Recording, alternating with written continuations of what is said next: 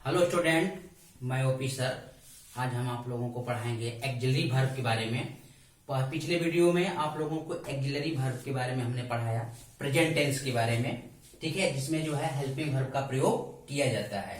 Is, are, M, ये हमारा helping verb है, इसे हम हेल्पिंग वर्ब कहते हैं। तो उसका हम लोगों ने अफर्मेटिव सेंटेंस पढ़ा था। तो आज हम लोग जो है उसी का नेगेटिव सेंटेंस बनाएंगे और सीखेंगे वो कैसे नेगेटिव सेंटेंस बनाया जाता है। मैंने आपको बार बार समझाया, आज भी समझा रहा हूं कि अफर्मेटिव सेंटेंस, अगर आपको अफर्मेटिव सेंटेंस जो पिछले वीडियो में हमने आपको पढ़ाया, अगर आप वो पढ़ लिए हैं, अगर आपको समझ में आ गया है, तो नेगेटिव में बहुत ज्यादा दिमाग लगाने की जरूरत नहीं है।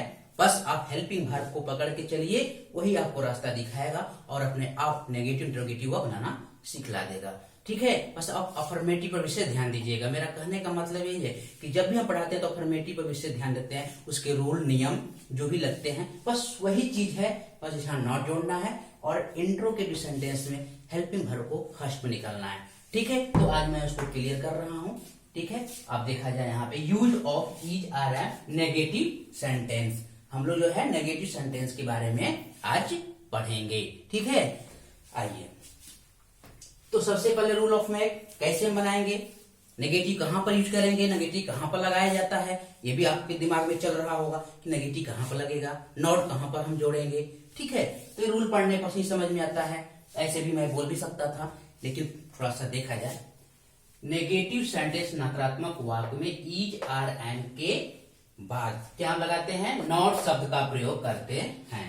नेगेटिव सेंटेंस में इज, आर, एम के बाद, ठीक है, बाद नॉट शब्द का प्रयोग करते हैं। अब यहाँ पर सबसे बड़ी समस्या आती है बच्चों की, अब ये नहीं समझ में आता अफर्मेटिव सेंटेंस क्या होता है, नेगेटिव सेंटेंस क्या होता है, इसका क्या मतलब, इसका क्या अर्थ, इसका क्या मीनिंग होता है। तो मैं उससे यहाँ पर दिखाया हूं। ठीक है, अफर्मेटिव सेंटेंस का स्पेलिंग है, उसका अर्थ है। ठीक है, अफर्मेटिव सेंटेंस मीन्स क्या कहते हैं। अफर्मेटिव सेंटेंस मीन्स होता है साधारण वाक्य या स्वीकारात्मक वाक्य। नेगेटिव सेंटेंस का मतलब होता है नकारात्मक, जिसमें कोई भी बात मना किया जाता, नहीं कहा जाता है, उसे हम नकारात्मक वाक्य कहते हैं।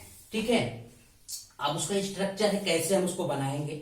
ठीक है, स्ट्रक्चर है subject plus is not, are not, am not plus noun and adjective. ठीक है, नाउन होगा तो नाउन देंगे, या एडजेक्टिव आएगा तो एडजेक्टिव देंगे, या नाउन एडजेक्टिव दोनों आएंगे तो वो भी हम वहां पे लिखेंगे। ठीक है, तो ये हमारा स्ट्रक्चर है। कहीं कहीं स्ट्रक्चर ऐसा भी लिखा रहता है subject plus helping verb, H भी का मतलब होता है हेल्पिंग वर्ब। तो आप यही होगा, आप उसको गड़बड़ मत समझिए, दूसरा कुछ है। ठीक है, subject plus helping verb plus not plus noun plus adjective, दोनों का जो है सेम एक ही बात है। ठीक है, हम आगे चर्चा करते हैं। नाउन, ठीक है, अब वही बात आया। अब हमने यहाँ पर लिखा, छोटे बच्चे नहीं समझ पाते, इसलिए इनको हमको यहाँ पर क्लियर करना पड़ता है। कॉन्सेप्ट जो है यहाँ पर हमें जो है अच्छी ढंग से बताना पड़ता है। देखिए, अब यहाँ पर हमने सब लिखा, सब्जेक्ट आपको आगे लिखा था पिछले वीडियो में, तो इसलिए मैं उस पर चर्चा नहीं कर रहा हूँ। ठीक है, अब यहाँ पे आता है नाउन एंड एडजेक्टिव। ठीक है, तो कहे कि नाउन, बच्चे ने सुना नाउन क्या होता है, नाउन किसे कहते हैं। देखिए, नाउन मीन संज्ञा। ठीक है, हम यहाँ पे आपको डिफिनेशन भी लिख दिए हैं, बच्चों को कहीं से प्रॉब्लम ना आए, हर जगह से कहीं से भी उसको कोई दिक्कत न आए। नाउन क्या है, तो नाउन मीन संज्ञा, किसे कहते हैं। अब यहाँ प्रश्न आता है कैसे हम पहचानेंगे कि यह नाउन है यानी संज्ञा है। ठीक है, तो यहाँ पर लिखे हैं the name of a person, place और थिंग, किसी व्यक्ति, स्थान व चीज को, नाम को हम संज्ञा कहते हैं। ठीक है, किसी व्यक्ति, स्थान या वस्तु के नाम को हम संज्ञा कहते हैं या नाउन कहते हैं। अब बच्चे आसानी से समझ गए, कोई व्यक्ति हो, कोई स्थान हो, कोई चीज हो, तो वो समझ जाएगा कि वह नाउन है। Already good. चलिए, अब हम आते हैं, अब इसमें आप क्या था, एडजेक्टिव। इसमें दो शब्द है ना, नाउन एंड एडजेक्टिव। तो अब हम एडजेक्टिव पर चर्चा करते हैं। अब अभी बच्चे को दिमाग में आएगा एडजेक्टिव क्या है। अभी हमने बताया कि एडजेक्टिव मीन्स विशेषण है, यहाँ तो उसको समझ में आ गया कि एडजेक्टिव मीन्स विशेषण होता है, लेकिन कैसे पकड़ेगा आपको विशेषण कौन है, सेंटेंस में विशेषण कौन सा है, तो अब उसे हमें डिफिनेशन से पता चलता है। ठीक है, आइए हम यहाँ देखते हैं। The words which qualify noun or a pronoun is called adjective. Clear, यहाँ पर हमने समझाया जो शब्द किसी नाउन या प्रोनाउन की विशेषता बतलाता है, गुण बतलाता है, उसे हम एडजेक्टिव कहते हैं। मान लिया कोई नाउन, नाउन मतलब मान लिया राम लिया, राम अच्छा है। सीता ले लीजिए, नाउन है, सीता सुंदर है, तो सुंदर क्या है, एडजेक्टिव है। राम अच्छा है, अच्छा क्या है, एडजेक्टिव है। वे लोग मोटे हैं, मोटे क्या है, एडजेक्टिव है। यानी कि वे लोग क्या है, प्रोनाउन है ना, तो ये प्रोनाउन का विशेषता बतलाया है, क्यों, कैसा व्यक्ति है, मोटा है। ठीक है, तो ये हमारा जो है एडजेक्टिव हो गया। आपको समझ में आ गया। सीता सुंदर लड़की है, तो सीता कैसी है, सुंदर। सुंदर क्या हुआ, हमारा हुआ एडजेक्टिव हुआ। तो यही मेरे कहने का मतलब है, जब डिफिनेशन आपको लिख दिए हैं तो अब आप जो है गलती नहीं करेंगे। हम बार बार, आप एक दिमाग में चल रहा होगा कि बार बार लिखते हैं नाउन एंड एडजेक्टिव, ये क्या है, तो इसी को हमने क्लियर किया। अब आपको समझ में आ गया, कोई दिक्कत, ओके। आगे हम लोग बढ़ते हैं।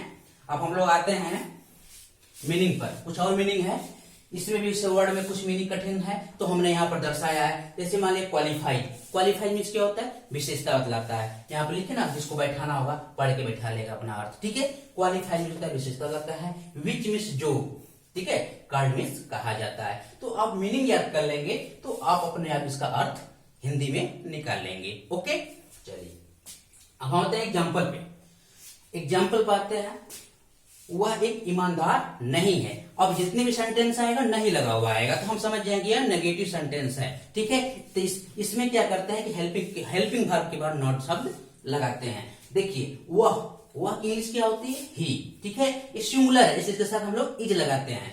तो he is not, helping verb के बाद तुरंत हम नॉट शब्द जोड़ देंगे। ये आपके माइंड में याद होना चाहिए। हेल्पिंग वर्ब के बाद हम तुरंत नॉट शब्द जोड़ेंगे, चाहे वह हेल्पिंग वर्ब सब्जेक्ट के अनुसार हम लगाएंगे। सब्जेक्ट सिंगुलर है तो इज नॉट, और प्लूरल है तो आर नॉट, आइस है तो एम नॉट। क्लियर।